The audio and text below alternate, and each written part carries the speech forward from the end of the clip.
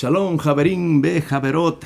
Estamos muy felices de estar aquí nuevamente para continuar con estas hermosas parshot, con estos hermosos estudios de Torah que tenemos aquí en este Sefer maravilloso de Vayikra, de Levítico. Así es que estamos pero muy agradecidos a nuestro Padre Celestial. Estamos agradecidos a Boré Olam, al Creador del mundo, porque Él nos sigue dando vida para seguir estudiando su bendita y santa Torah. Así es que estamos muy agradecidos y les damos la bienvenida a cada uno de ustedes. Esperamos que esta porción de amor nos ayude para seguir creciendo, para seguir creciendo en niveles espirituales, ya que realmente eso es lo que da nuestra bendita santa Torah.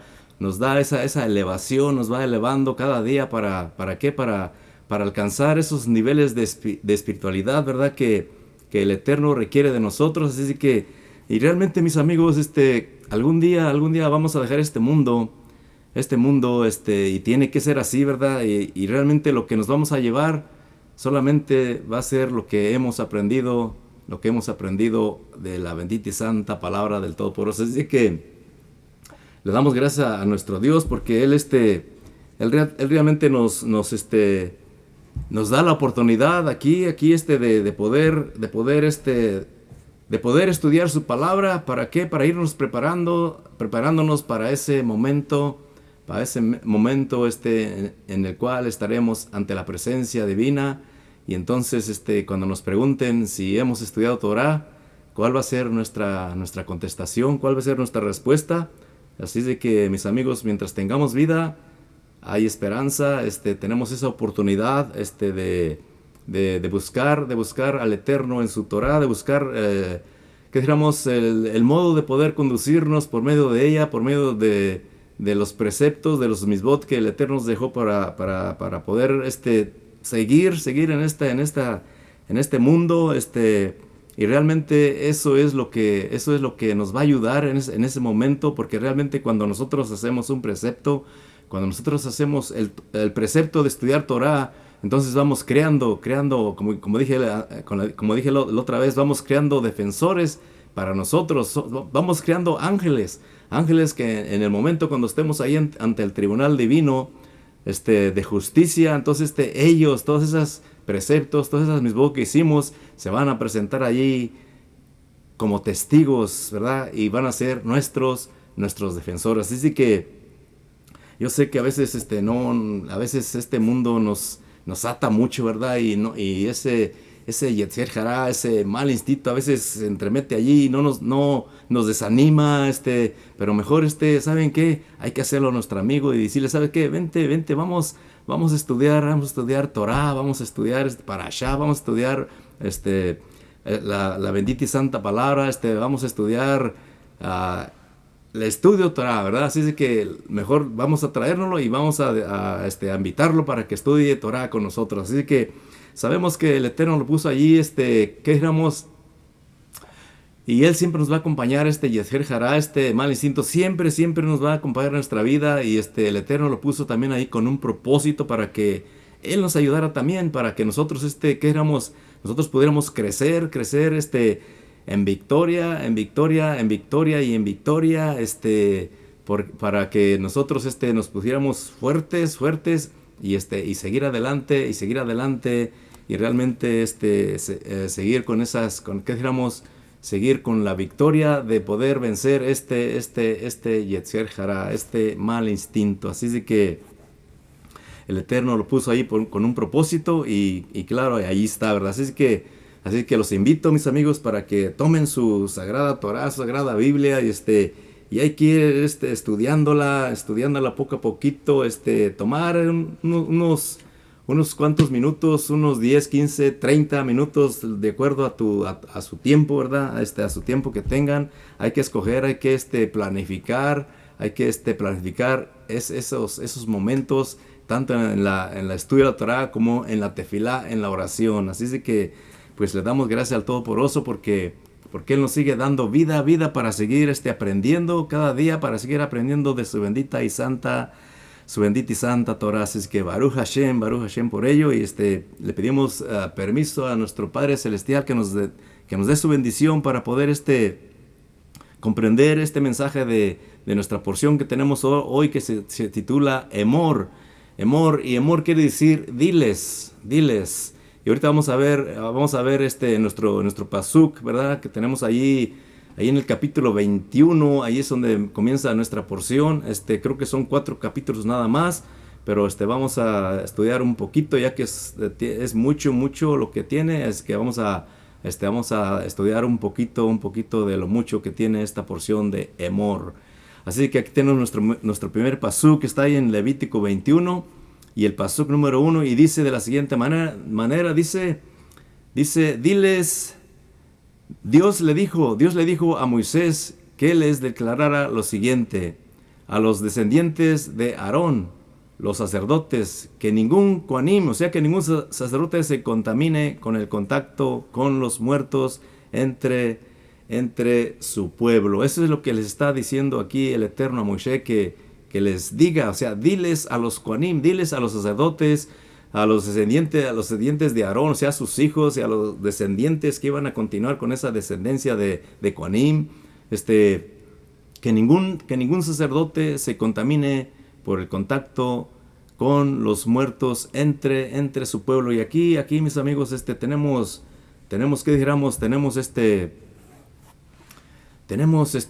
muchas cosas que están aquí, muchos mensajes que podemos sacar de esto, ¿verdad? ¿Por qué un Kohanim o un Kohen Gadol no se podían estar en un lugar donde había un muerto para que ellos no se contaminaran, porque realmente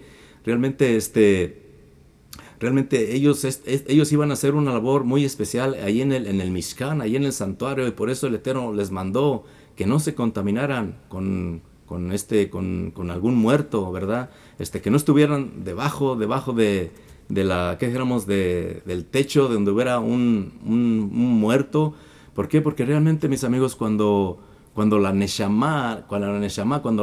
alma se aparta, ¿verdad? Se aparta del cuerpo. Cuando el Eterno la llama a la Neshama, entonces la Neshama, o sea, la alma se aparta del cuerpo, y entonces ese cuerpo queda, ¿qué dijéramos? Queda impurificado, se impurifica, y por eso es la orden que el Eterno le está mandando. Y realmente, mis amigos, no sé si han visto nuestro, ¿qué dijéramos? Porque realmente en el pueblo de Israel tienen otras costumbres, no son las costumbres que a veces tenemos acá en Occidente, ¿verdad? Porque acá cuando hay un fallecido, un familiar o una persona que fallece, siempre que dijéramos, se tiende allí la persona, y la persona a veces se deja solita allí, o a veces se come donde está esa persona, ese cuerpo tendido ahí, se come comida, y realmente no debe de ser así. No debe ser así, porque realmente dice que hay contaminación, ¿qué dijéramos? Hay espíritus, ¿qué dijéramos? De contaminación, que a veces se meten en la comida, y a veces esa comida se contamina por eso. Así de que no es muy aconsejable, ¿verdad? Que se coma donde está un fallecido. No es aconsejable también que se deje un cuerpo allí cuando se vela, ¿verdad? Por una noche que éramos, no es aconsejable que se deje solito el cuerpo allí, ¿verdad? Sino que tiene que estar ese cuerpo, tiene que tener una guardia, aunque sea una persona, pero tiene que estar una persona allí velando ese cuerpo. Así que hay muchas cosas que podemos tener aquí, decir aquí con referente a los muertos, a un muerto, ¿verdad? Cosas que dijéramos, cuando un muerto muere, cuando una persona muere, cuando una persona muere, no cuando un muerto muere, ¿verdad? Porque un muerto pues ya está muerto. Cuando una persona muere, también se acostumbra dentro del judaísmo que se tapan todos los espejos, para que porque esa alma regresa un poquito todavía, cuando todavía no parte del cuerpo regresa, porque reconoce que su hogar, ¿verdad? Entonces cuando esa alma regresa y hay un espejo descubierto, entonces se va a ver su reflejo.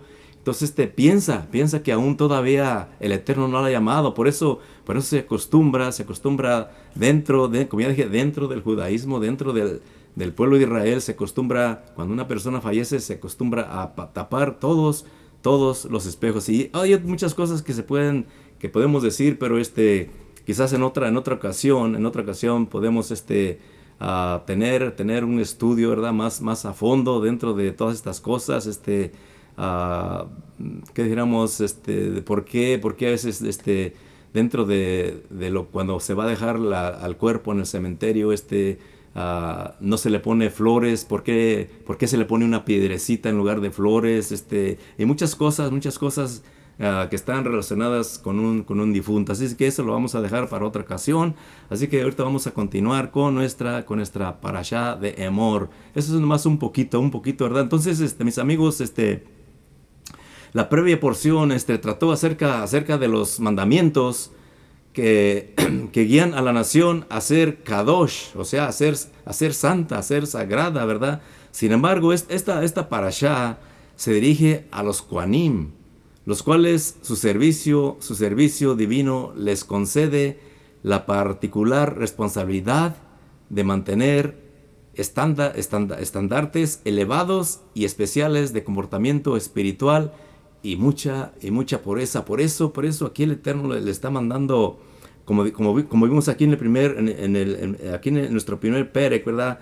Cómo trata acerca de las leyes exclusivas que recaen sobre cualquier Cohen. O sea que cualquier Cohen no se puede impurificar, porque ellos están haciendo una abodá Hashem, están haciendo un servicio al Eterno, y por eso ellos, el Eterno les dio ese mandato para que ellos se cuidaran de no contaminarse. Entonces, quizás hoy comprendemos un poquito más cuando en aquella ocasión, cuando nuestro santo maestro Yeshua HaMashiach, un hombre, ¿qué dijéramos? Un hombre, un maestro de la ley, vino y le preguntó acerca ¿cuál es el mayor mandamiento que está en la Torá? Entonces ahí él le respondió, nuestro Rebbe le respondió que el mayor mandamiento de la Torá que está ahí es Shema Israel, Adonai Eloheinu, Adonai Echad.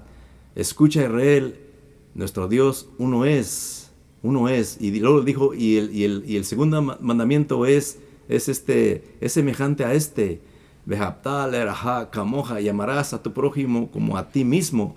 Y entonces aquel hombre de ley, le dijo que quién era su prójimo, Entonces allí quizás ya sabemos aquel masé, aquella parábola que nuestro Rebbe le relató, ¿verdad? De aquel hombre, ¿qué dijéramos? Aquel hombre judío que cayó en manos de hombres asaltadores, lo asaltaron, le pegaron, lo golpearon, entonces pasó por allí un sacerdote, y nomás lo vio de lejos y se fue. Pasó un levita y lo vio de lejos y lo dejó, se pasaron de largo, ¿verdad? Entonces pasó un samaritano que no tenían una buena conexión con los judíos. Entonces él fue el que obró la misericordia, ¿verdad? Y entonces él lo atendió.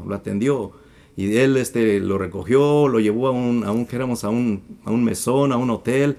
Entonces lo encargó allí, le dijo al hombre que lo cuidara, y que si a su regreso le debía algo, entonces él lo iba a pagar, él se lo iba a pagar. Pero ya sabemos ese masé o esa parábola que nuestro Rebbe le dijo a aquel hombre. Y entonces aquí vemos que realmente, quizás por eso ese Cohen o ese sacerdote no se acercó, porque a lo mejor él pensaba quizás ese hombre estaba desfallecido, estaba inconsciente, y él pensó que estaba muerto. Y por eso a lo mejor en ese momento él iba a hacer su abodá Hashem. En ese momento él iba a hacer su servicio al Eterno, al templo, y por eso no se detuvo, porque si él se hubiera detenido allí, él se iba a contaminar. Y así pasó también con el levita, porque tanto el Cohen como el levita, ellos estaban exclusivamente dirigidos, escogidos para que ellos hicieran esa abodá a Hashem allí en su santuario. Ese servicio al Eterno allí en el santuario. Y quizás por eso, ¿verdad? Ahora entendemos, ya viendo esto, entendemos y entiendo que quizás eso fue lo que pasó. Por eso ellos no pudieron darle auxilio a esta persona, porque ellos pensaron que esa persona ya estaba muerta, ¿verdad? Pero realmente quizás por eso no se le dio esa atención. Entonces, como vemos aquí, como aquí lo que sigue nuestra Torah, ¿verdad? O sea que el Eterno le estaba dando esas órdenes a estos hombres, los Kohanim, ¿verdad? Y por eso ellos tenían que acatar estas leyes exclusivas, ¿verdad? Que recaían sobre ellos, sobre el Cohen Gadol, así como los Kohanim. O sea, como el de no acercarse a un muerto, como ya lo vimos, no casarse con cierto tipo de mujeres, ¿verdad? También, o no dar servicio en el templo, a aquel Cohen que tiene algún defecto físico. También un Cohen que tenía un defecto físico tampoco podía dar ese servicio allí en el templo.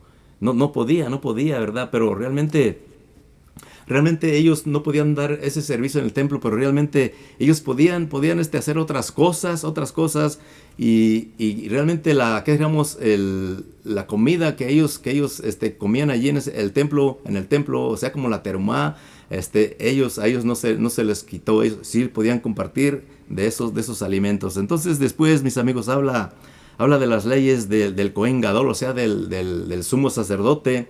Y al final del capítulo, ¿verdad?, habla de los tipos de defectos que descalifican al Cohen Gadol para ministrar allí en el Mishkan. Así es que había ciertos defectos, tipos de defectos que si este Cohen Gadol los tenía, no podía ministrar allí en el templo. Entonces aquí en el comienzo de nuestra parasha trata las leyes exclusivas de los Kohanim, como estamos viendo, y dice el pasuk: no se impurificarán por un difunto, no se arrancarán los cabellos, no desposarán a una mujer divorciada, los santificarás al Cohen, pues yo soy santo quien los santifica. Son las órdenes que le está dando, instrucciones que le está dando el Eterno a Moshe para que él les diga a los descendientes de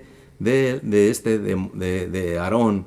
O sea que cuando el Cohen sabe que es especial, diferente al resto de la nación, tanto por los actos diferentes que realiza en el Bet Hamikdash, o sea, ahí en el templo, en el sagrado templo, como por las provisiones que le atañen solamente a él, entonces tiene en su corazón un sentimiento de Kedushá, un sentimiento de santidad. De esa manera, automáticamente todas sus acciones son de Kedushá, así como se considera a sí mismo, es como así se va a comportar este Cohen Gadol. Lo opuesto también es verdad. Al final de nuestra parashá se relata que un hombre fruto de un ultraje por parte de un egipcio a una mujer judía, se peleó con un yehudí, y luego denigró públicamente el nombre del Eterno. O sea, hizo un Hilul Hashem, hizo una profanación del nombre del Eterno, lo que trajo su pena capital. Entonces surge unas preguntas. ¿Cómo se explica que un individuo que estuvo presente en la entrega de la Torá y presenció todos los milagros llegara a uno de los puntos más bajos, o sea, maldecir a su Creador? O sea, es una pregunta, porque este hombre estuvo allí en la entrega de la Torá. ¿Acaso se trata de alguien que estuvo en compañía de Moshe y los ancianos?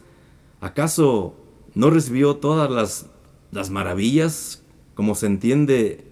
O sea, esas maravillas que esos milagros que él vio, ahí en la entrega de la Torá, o sea, ¿cómo podemos entender esto? O sea, que no podemos entender, ¿verdad? Entonces, mis amigos, nos dice el Midrash que este hombre se burló del eje Japanim, o sea, del pan de los rostros, el pan de la proposición, ¿verdad? Que estaba allí, el pan especial que se colocaba en el santuario cada Shabbat, que este pan se colocaba allí cada Shabbat, se cambiaba este pan, ¿verdad?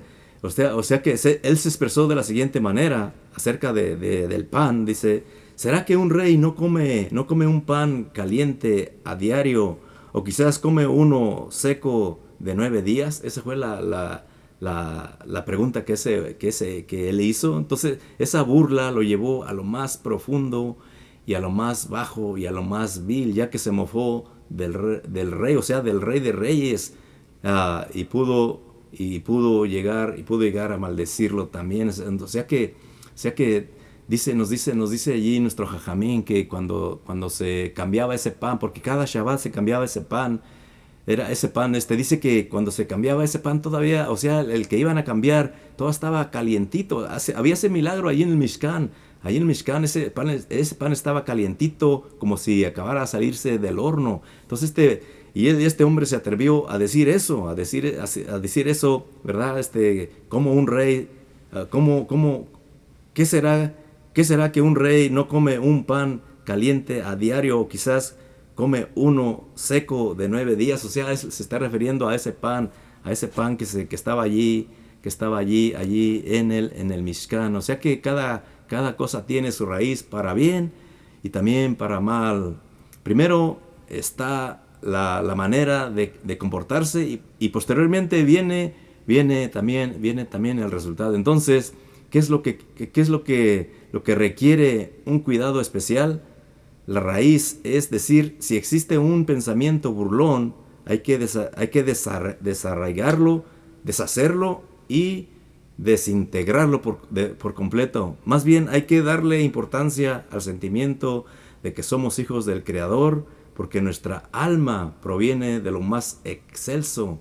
O sea, que es una parte divina, ¿verdad? De donde proviene nuestra Neshama, y por eso tenemos que tener ese cuidado. Hay que sentir que debemos ser kadoshim, o sea, santos. Entonces, todo el comportamiento será acorde a ese sentimiento, mis amigos. O sea que un Cohen debe reunir cinco requisitos, o sea, para servir como Cohen Gadol. Tiene que tener reunir esos 5 requisitos, y uno de esos requisitos es, número 1, es sabiduría. O sea, tiene que tener eso, y ese es lo más importante que tiene que tener un Cohen Gadol: sabiduría para poder guiar ¿qué dijéramos? A la nación, porque realmente él es el que iba a ser, el que va a estar representando a todo el pueblo, a todo el Am Israel, a toda la Cajal de Israel. Él es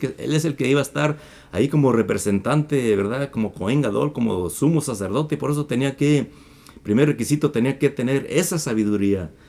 Número 2, ser un buen mozo, o sea, en honor a Hashem y al Bet Hamikdash. O sea, ser un mozo, ¿qué dijéramos? Exteriormente, ¿verdad? Porque realmente tenía que darle ese honor al Eterno, ¿verdad? Y también, como dijéramos, al Sagrado Templo. Por eso tenía que tener ¿qué dijéramos? Ser un buen mozo, ser guapo, ¿verdad? Tener, ¿qué dijéramos?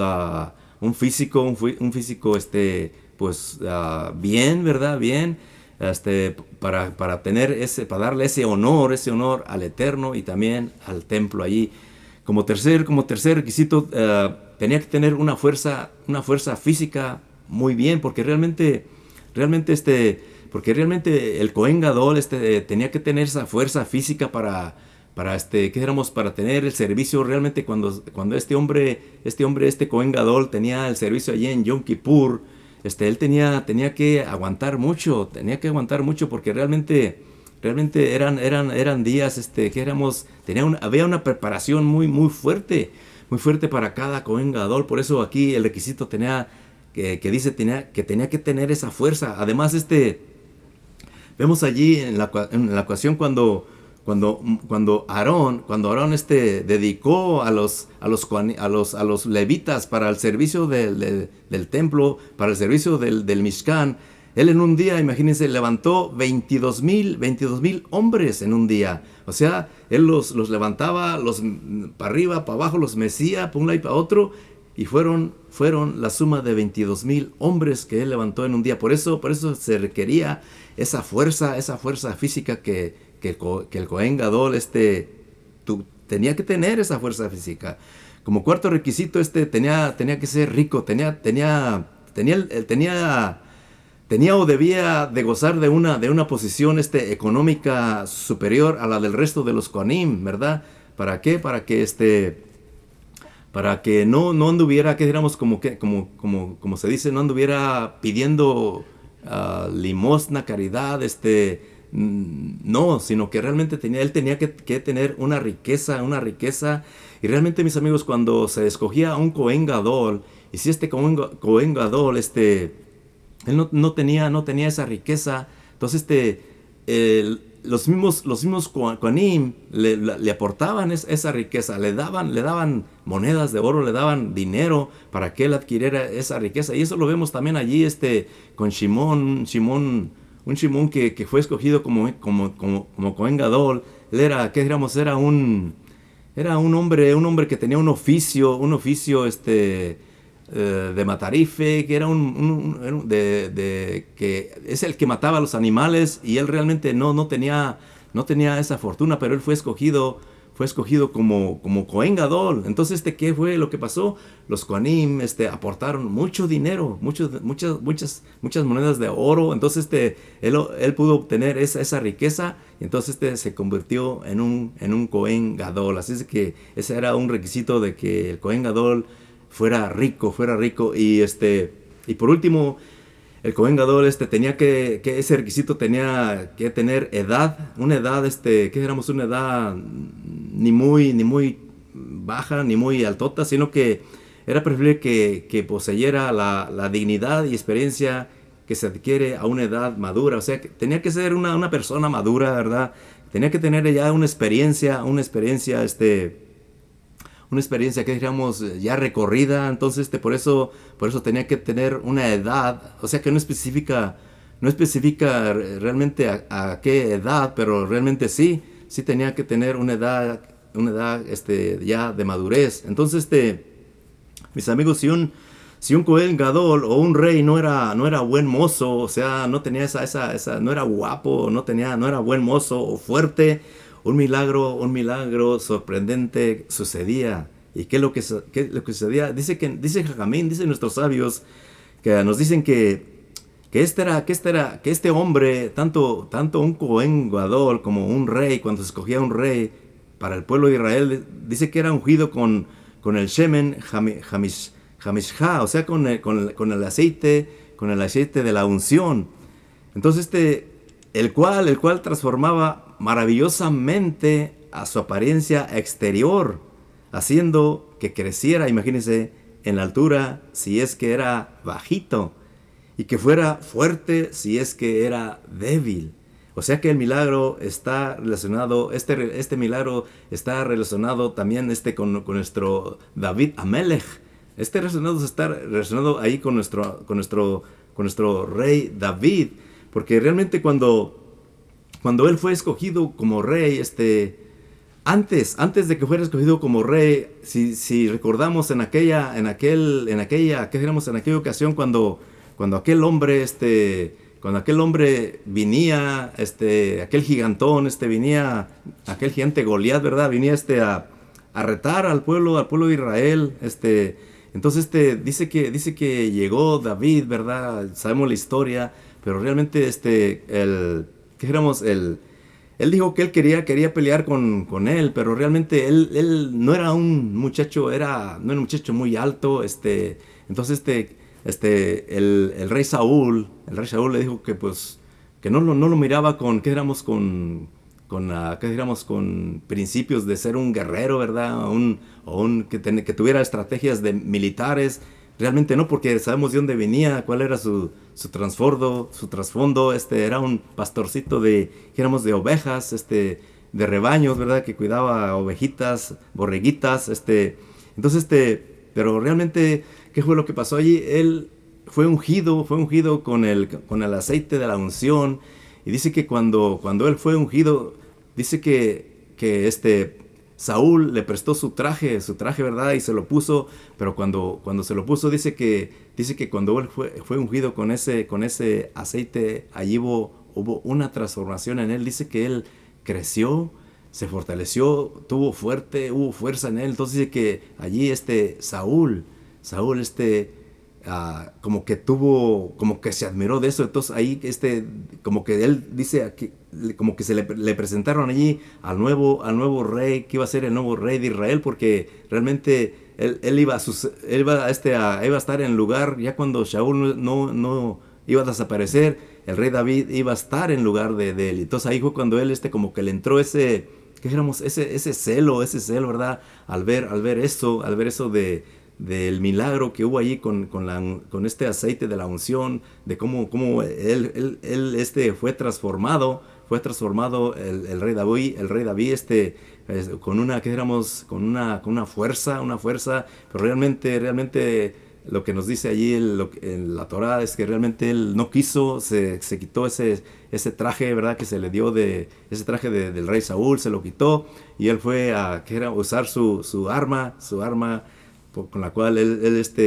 derrotó al ese gigantón, ese Goliat, ¿verdad? Que estaba por allí. Entonces vemos que el aceite, o shemen, hamishha, se usaba para ungir a los kohanim, al Kohen Gadol, para que, si como ya dijimos, si era bajito, o si no tenía una apariencia física de un buen mozo, entonces allí había el milagro, entonces había una transformación, entonces ya estaba apto para servir allí en el templo, allí en el santuario. Entonces, mis amigos, para terminar allí, cuando el Eterno entregó su Torá al pueblo de Israel, allí en el monte de Sinaí, entonces allí cuando el Eterno le iba a entregar su Torá, ¿verdad?, a este pueblo, ellos, antes de que el Eterno le entregara, el Eterno se las ofreció, ¿verdad? Entonces ellos dijeron dos palabras, ellos dijeron, Naase be nishma. Dijeron, haremos y escucharemos. Haremos y escucharemos, pero realmente aquí, ¿qué diríamos? Como que está un poquito, ¿qué diríamos? ¿Qué diríamos? Como que no encaja muy bien, ¿verdad? O sea que vamos a hacer y después vamos a escuchar, ¿verdad? O sería mejor, vamos a escuchar y después vamos a hacer, ¿verdad? Pero realmente aquí ellos dijeron, Naase be nishma, o sea, haremos y escucharemos. Entonces, ¿qué es lo que nos está tratando de decir aquí la Torá? O sea que realmente aquí, mis amigos, tenemos que invertir nuestro tiempo. Tenemos que, como ya les dije, tenemos que apartar tiempo para el estudio de la Torá. Tenemos que invertir el tiempo, ¿verdad? Para estudiar la parashá, para estudiar, queremos la Torá, y ya después cuando tomemos ese tiempo, que digamos, de que vamos a hacer, vamos a tomar ese tiempo para hacer ese estudio, para hacer lo que tenemos que hacer, entonces vamos a escuchar la voz del Eterno que nos va a hablar, ¿verdad? Así es de que tenemos que invertir el tiempo en estudiar la Torá. O sea, y hay muchas cosas cosas que tenemos que invertir, ¿verdad? Por ejemplo, vamos a poner un ejemplo de un matrimonio, ¿verdad? De un matrimonio, como hay un hermoso masé, ¿verdad? Donde dice que un hombre, en un matrimonio, dice un hombre dice que estaba ya estaba ya como decepcionado de su esposa, ¿verdad? Ya como que ya no había esa química, ya no había ese, ¿qué éramos? Ya no había ese romance. Entonces le fue a contar a su rabino, ¿verdad? Este hombre, y le dijo, Rab, ¿qué hago? O sea que ya como que ya en nuestro matrimonio ya como que ya está decayendo, ya no hay sentido, ya como que ya no hay amor. Entonces o sea que ya no, ya las cosas ya no van bien. Entonces el Rab le dijo, bueno, pues, ¿por qué hay un get? Dale un get, o sea, dale un divorcio. Dice, pero realmente ese divorcio me va a costar mucho, pero mucho dinero. Bueno, le dijo el Rab, bueno, pues entonces, mira, dice, ¿por qué no te compras una pastillita? Una pastillita, entonces esa pastillita allí, quizás en un licuadito se la pones, o en un alimentito se la pones, entonces ella se la va a tomar y entonces ella va a dejar de existir y ya te deshaces del problema. Ay, Rab, dice, le dijo, pero óigame, pero pues se van a dar cuenta de que pues que yo la que yo la voy a exterminar, que yo la voy a asesinar, ¿verdad? Y realmente, o sea que el consejo que le estaba dando el Rab, no, o sea que no era un consejo que tenía que hacer o no, sino que ahí va el propósito por el cual él estaba diciendo esas cosas, ¿verdad? Entonces él dijo, bueno, dice, mira, dice, vete a comprar la pastillita y ahí me la traes y yo te la voy a cuidar, pero mientras tanto, dice, y lo vamos a dejar aquí pendiente por un año, dice, por un año. Pero lo que vas a hacer va a ser lo siguiente, dice, tú vas a tomar a tu esposa, y cada día le vas a ir, llevando flores, le vas a ir llevando flores cada día, la vas a llevar, a pasear por allí, la vas a sacar por allá al parque, la vas a sacar de vacaciones, le vas a comprar, cosas bonitas que ella le agraden. Y entonces vela tratándola así, ¿para qué? Para que en ese momento cuando tú ya le des la pastillita, en ese transcurso de un año, entonces ya cuando tú le des la pastillita, entonces la gente no va a notar que tú hiciste eso, porque realmente, pues, ¿cómo van a decir? Este hombre la amaba mucho, ¿cómo iba a suceder esto con ella, verdad? Entonces dice, ve, hazlo. Entonces, en un año, nos vemos, ¿verdad? Nos vemos. Bueno, entonces, pasó así, ¿verdad? Entonces, este hombre sí, empezó a hacer estas cosas que el Rab le dijo, empezó a llevarle flores, a tratarla con cariño, a llevarla a pasear, a comer, bueno, tantas cosas, ¿verdad? ¿Qué digamos? Tantos cositas bonitas que este hombre le hizo a su esposa. Entonces, transcurrió el año, ¿verdad? Y entonces, pues, no, aquel hombre no iba a ver al Rab. Entonces ya pasó un año y 2 meses, entonces, bueno, ya de que aquel hombre no se presentó con el Rab le aventó un telefonazo y le dijo, oye, dice, soy yo el Rab. Dice, sí, oye, nomás te quería preguntar, pues, ¿cómo vas con tu esposa? Dice, pues ya pasó el año y dice, ¿y qué es lo que va a pasar? Con mi reinita, con mi preciosa, con mi muchachita, con mi amorcito. No, Rab, no, dice, olvídese de eso, dice, dice, eso ya no. Entonces, ¿qué fue lo que pasó allí? ¿Qué fue lo que pasó allí? Él invirtió el tiempo, tomó el tiempo ¿para qué? Para, para invertir en ese matrimonio que estaba ya yéndose a pique para abajo. Entonces él invirtió, y entonces cuando él invirtió, escuchó el mensaje que su Rab le dijo, ¿verdad? Entonces allí hubo ese shalom bay, hubo esa paz allí en el hogar. Así es de que, mis amigos, invertamos tiempo para estudiar la palabra del Eterno, así como ellos dijeron, nace ve nishma, haremos y después escucharemos. Así es de que hazlo tú también, y después de que lo hagas vas a escuchar la voz de Akadosh Baruj Hu, que te va a estar hablando y que te va a estar diciendo, este es mi hijo muy amado, en el cual tengo complacencia. Así es de que aquí le tengo preparado su lugarcito, porque hizo los preceptos de estudiar Torah y hacer misbot. Así es de que, mis amigos, que el Eterno me los bendiga grandemente.